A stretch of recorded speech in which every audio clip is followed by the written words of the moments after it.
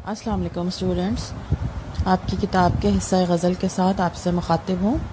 آپ کے پیپر میں اس حصے سے سوال نمبر 4 آتا ہے آپ کا، جس میں 5 اشعار دیے جاتے ہیں جو مختلف غزلیات سے لیے گئے ہوتے ہیں، اور ان میں سے کسی 3 کی تشریح آپ کو کرنی ہوتی ہے۔ ہماری جو پہلی غزل ہے وہ کتاب میں ہے میر تقی میر کی غزل۔ اس غزل کی طرف آتے ہیں ہم۔ اس کا جو پہلا شعر ہے وہ ہے: فقیرانہ آئے صدا کر چلے، میاں خوش رہو ہم دعا کر چلے۔ اس شعر کا جو لفظ فقیرانہ ہے اس سے اندازہ ہوتا ہے کہ ان کی شاعری میں عاجزی اور انکساری کا رنگ نمایاں ہے۔ تو جب آپ شاعر کا تعارف لکھیں گے تو اس میں یہی لکھیں گے کہ میر تقی میر کی شاعری میں عاجزی اور انکساری، درد و غم اور دنیا کی حقیقت پائی جاتی ہے۔ پھر جب آپ تشریح کریں گے تو اس طرح کریں گے کہ انہوں نے یہ کہا ہے کہ جیسے ایک فقیر ہوتا ہے، وہ گلیوں میں صدا لگاتا ہے اور گزر جاتا ہے، اسے یہ فکر نہیں ہوتی اسے کوئی کچھ دے گا یا نہیں دے گا، وہ صرف لوگوں کے لیے دعا کرتا ہے۔ اسی طرح انہوں نے کہا ہے کہ ہم سب کو خوش رہنے کی دعا کر کے اس دنیا سے رخصت ہو رہے ہیں۔ اب دوسرے شعر پر آتے ہیں ہم: جو تجھ بن نہ جینے کو کہتے تھے ہم، سو اس عہد کو اب وفا کر چلے۔ اسٹوڈنٹس، اس شعر میں عشق مجازی کا رنگ نظر آتا ہے۔ ان کی شاعری میں عشق مجازی اور عشق حقیقی دونوں کا رنگ نمایاں ہے۔ میں نے آپ کو بتایا تھا کلاس میں کہ عشق مجازی انسانوں سے محبت کو کہتے ہیں اور عشق حقیقی اللہ تعالیٰ سے محبت کو کہتے ہیں۔ تو وہ یہاں عشق مجازی کے انداز میں اپنے محبوب سے مخاطب ہو کر کہہ رہے ہیں کہ ہم نے جو محبوب سے وعدہ کیا تھا کہ ہم تمہارے بن بالکل زندہ نہیں رہ پائیں گے، تمہارے بغیر ہماری زندگی بے معنی ہے، تو اب ہم اس وعدے کو وفا کرنے جا رہے ہیں، اور یہ ہماری وفاداری کا تقاضا ہے کہ اب ہم اس دنیا کو چھوڑ کر جا رہے ہیں۔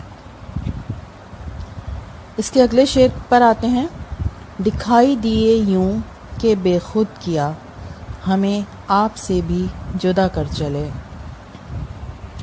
بے خود وہ کیفیت ہوتی ہے جو مدہوشی کی ہوتی ہے، جس میں انسان کو اپنا ہوش نہ رہے، اور اس میں جو انہوں نے دوسرے مصرعے میں آپ کا لفظ استعمال کیا ہے وہ اپنے آپ کو کہہ رہے ہیں کہ اپنے آپ کا بھی انہیں پتہ نہیں ہے، یعنی انہوں نے جب محبوب کو دیکھا، یہ بھی عشق مجازی ہے، انہوں نے جب محبوب کو دیکھا تو وہ اس طرح سے مدہوش ہو گئے، ان پر مدہوشی کی کیفیت طاری ہو گئی کہ انہیں اپنا بھی ہوش نہ رہا کہ ان کے آس پاس کیا ہو رہا ہے، وہ خود سے بھی بیگانہ ہو گئے۔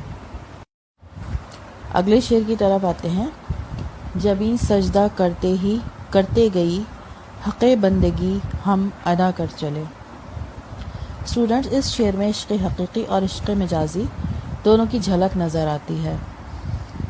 جبیں کہتے ہیں پیشانی کو، ہم اللہ تعالیٰ کی عبادت جب کرتے ہیں تو اس کے آگے سر جھکاتے ہیں۔ یہاں شاعر یہی کہہ رہے ہیں کہ اللہ تعالیٰ کی عبادت کرتے کرتے اپنا بندگی کا جو حق ہے، یعنی اطاعت کا حق ادا کرتے کرتے میری عمر بیت گئی ہے، اللہ تعالیٰ کی رضا اور اس کی خوشنودی حاصل کرنے میں میں نے ساری زندگی گزار دی، اور اب میں اپنے سارے حقوق ادا کر کے دنیا سے رخصت ہو رہا ہوں۔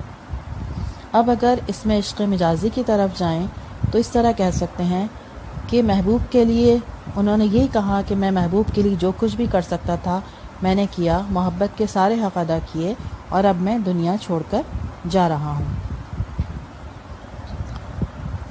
اس کا جو آخری شعر ہے جس میں شاعر نے اپنا تخلص استعمال کیا ہے، اور میں نے آپ کو بتایا تھا کہ اسے مقطع کہتے ہیں: کہیں کیا جو پوچھے کوئی ہم سے میر، جہاں میں تم آئے تھے کیا کر چلے۔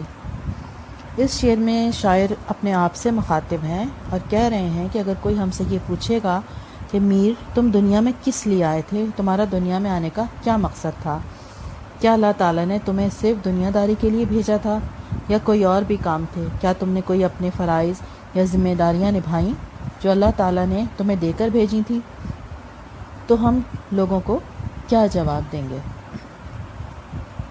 اسٹوڈنٹس، یہ جو آخری شعر ہوتا ہے جسے مقطع کہتے ہیں، یہ پیپر میں نہیں آتا، اور اس لیے نہیں آتا کہ اس میں شاعر کا تخلص ہوتا ہے، اور اگر یہ شعر پیپر میں آئے گا تو پہچان مل جائے گی کہ یہ کس شاعر کا شعر ہے۔